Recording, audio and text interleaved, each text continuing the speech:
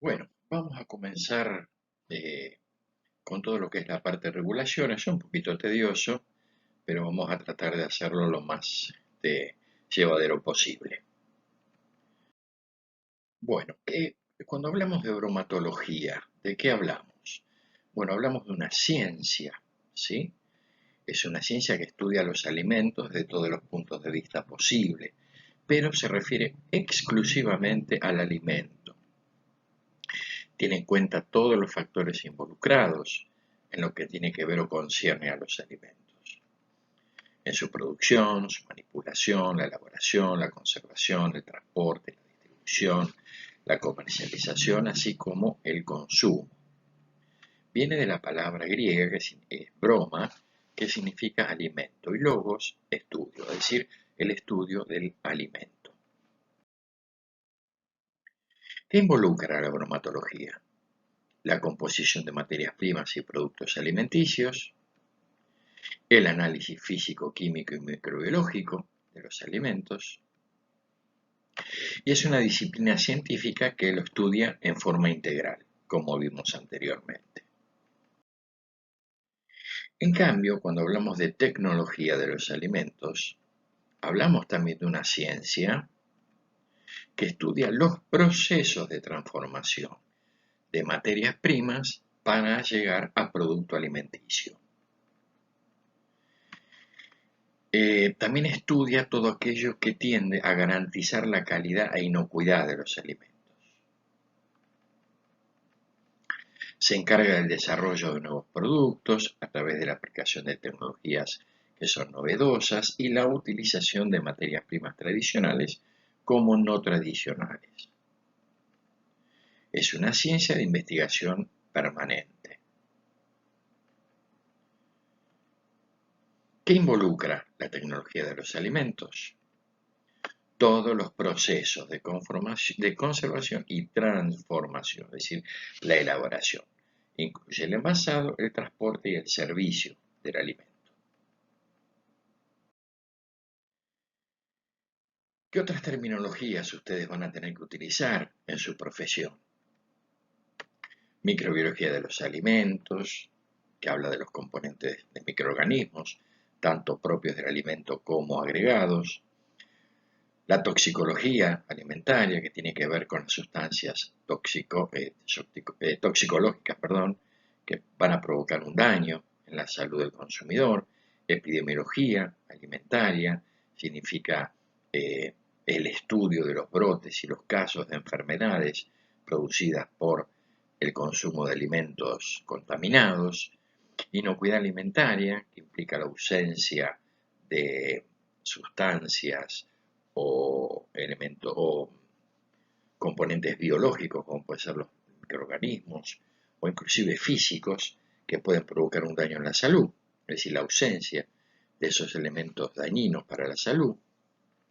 Seguridad alimentaria, que es un concepto muy amplio y que se define como el acceso físico ilimitado a alimentos inocuos y nutritivos y de aceptación social para el consumidor. Bueno, aditivos alimentarios son sustancias que se agregan intencionalmente a los alimentos, sea para darle algún tipo de característica particular o darle mayor durabilidad o exaltar algunas cualidades de un alimento. Por ejemplo, cuando nosotros hacemos una ensalada, la aditivamos, agregamos sal, aceite, vinagre, son aditivos. Seguridad higiénica en la industria de los alimentos, habla todo lo referido a la limpieza, a la desinfección y además a la seguridad e higiene en el aspecto de los operarios que trabajan o empleados que trabajan en un establecimiento. Y también legislación alimentaria o bromatológica, que es la que regula o reglamenta todo lo relacionado con los establecimientos, elaboradores de alimentos y el alimento en sí mismo.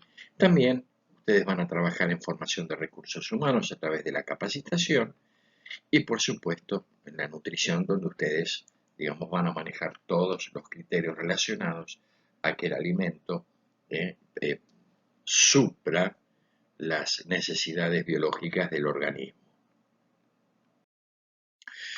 Bueno, La regulación alimentaria tiene todo un estamento bastante complejo. Empezamos fundamentalmente con la Constitución Nacional.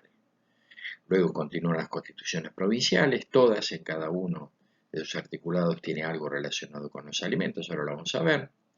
Luego vienen los tratados internacionales que tienen categoría de ser supralegales, estar por encima de las leyes. Y luego vienen las leyes, decretos, resoluciones, disposiciones y ordenanzas. Vamos a ver muy brevemente cada una de ellas.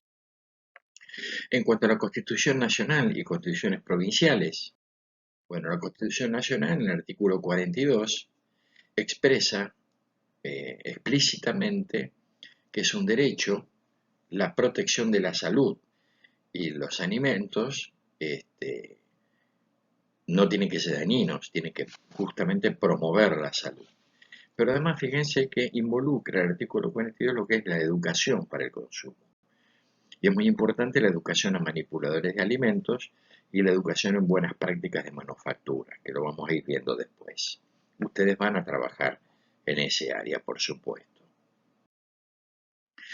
Y las constituciones provinciales también tratan, en sus articulados tienen alguna mención específica sobre el derecho a la alimentación. Bueno, luego vienen, dijimos, los tratados internacionales que tienen categoría supralegal. En este contexto, tenemos normativa internacional no obligatoria, que es el Códex Alimentarios Internacional, que crea en el año 1963 la Comisión del Códex, establecida tanto por FAO como por la OMS. FAO, ustedes recuerden que es la Organización de las Naciones Unidas para la Agricultura y la Alimentación, y la OMS es la Organización Mundial de la Salud. Esta Comisión del Códex emite normas, directrices o códigos de prácticas destinadas a proteger la salud de los consumidores, asegurar las prácticas equitativas en el comercio. Lo que emite el Códex son recomendaciones, no son obligatorias de aplicar en los países, ¿correcto? Pero en el único lugar donde son obligatorias es cuando se deben dirimir litigios en la Organización Mundial del Comercio.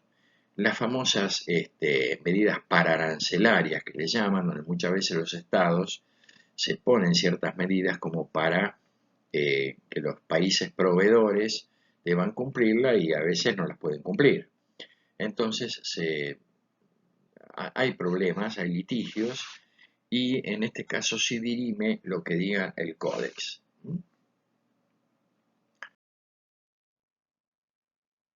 Para el caso de los tratados internacionales, el que a nosotros más cerca nos toca es el Mercosur, ¿correcto?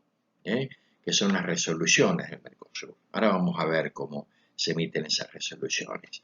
Las resoluciones más importantes relacionadas con los alimentos es la resolución 80 del año 96, que implementa las buenas prácticas de manufactura, que tiene que ver con la inocuidad alimentaria. Después está la resolución 11 del 2006, que reglamenta todo lo relacionado con los aditivos alimentarios. La resolución 46 del año 96, que reglamenta todo lo relacionado con los envases en relación con los alimentos. Y por último, la 44 y la 46 del año 2003, que son dos resoluciones que hablan sobre el rotulado de los alimentos, en particular del rotulado nutricional. Las resoluciones del Mercosur son obligatorias una vez que son incorporadas al Código Alimentario Argentino, si no, también son recomendaciones. Vamos a ver la Ley 18.284 y su decreto reglamentario 2126 del año 1971, que es el Código Alimentario Argentino.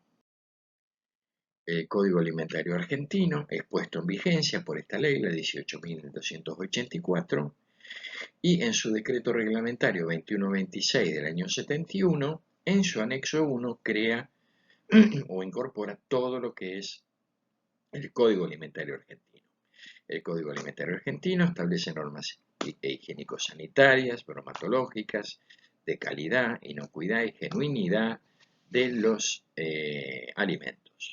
posee 22 capítulos y está integrada por artículos de aplicación horizontal y artículos de aplicación vertical. ¿Qué significa horizontal? Horizontal, por ejemplo, las buenas prácticas de manufactura la deben cumplir todos los establecimientos y la obtención de todo tipo de alimentos, mientras que los verticales son los específicos de algún tipo de alimento o algún tipo de actividad. Por ejemplo, el capítulo 6 habla de alimentos de origen animal, es vertical, es para los alimentos exclusivamente de origen animal. ¿Se entiende? Ha sido adoptado por las 23 provincias y la Ciudad Autónoma de Buenos Aires, aunque hay municipios en la provincia de Buenos Aires que aún no han adherido al código, una cosa bastante ilógica. Muy bien, vamos a la otra norma que también tiene que ver con los alimentos, que es el decreto 4238 del año 68, mal llamado Digesto Senasa.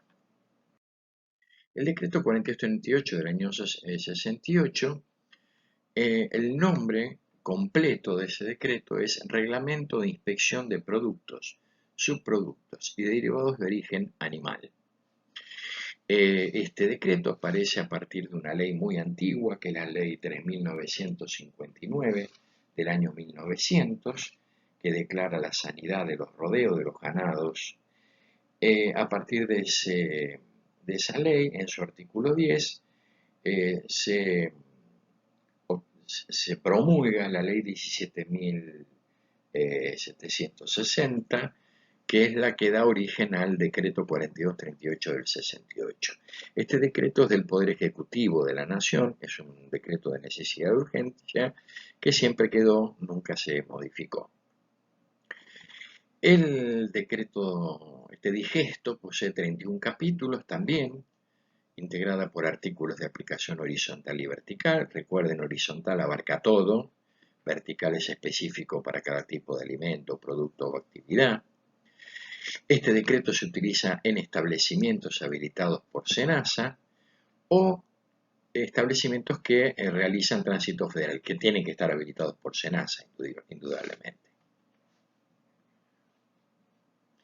El decreto 4238 del 68 tiene una particularidad, en realidad dos particularidades.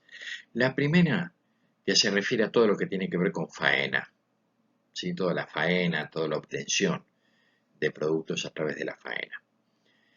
Y la segunda particularidad es que no involucra lácteos ni miel. Hay una relación que tienen que tener muy en cuenta. El Código Alimentario Argentino es la ley suprema que regula todos los alimentos. Sucedáneamente, aquello que el Código Alimentario Argentino no trate específicamente, se puede usar el decreto 4238 del 68. Muy bien, vamos a ir a otro decreto, que es el decreto 815 del año 99. Este decreto lo que hace es crear, también es un decreto de necesidad de urgencia del Poder Ejecutivo Nacional. Este decreto lo que hace es crear el Sistema Nacional de Control de Alimentos, con el objetivo de asegurar el cumplimiento del Código Alimentario Argentino. Está integrado por la CONAL, que es la Comisión Nacional de Alimentos, que establece las modificaciones, adecuaciones o inclusiones de artículos al Código Alimentario. Esta Comisión Nacional de Alimentos está integrada por el Ministerio de Agricultura de la Nación y el Ministerio de Salud de la Nación a través de sus organismos, el SENASA y la ANMAT. Recuerden que SENASA es el Servicio Nacional de Sanidad y Calidad Agroalimentaria, la ANMAT es la Administración Nacional de Medicamentos, Alimentos y Tecnología Médica. El ANMAT tiene un organismo especial que es el INAL, que es el Instituto Nacional de Alimentos, y que depende del Ministerio de Salud de la Nación.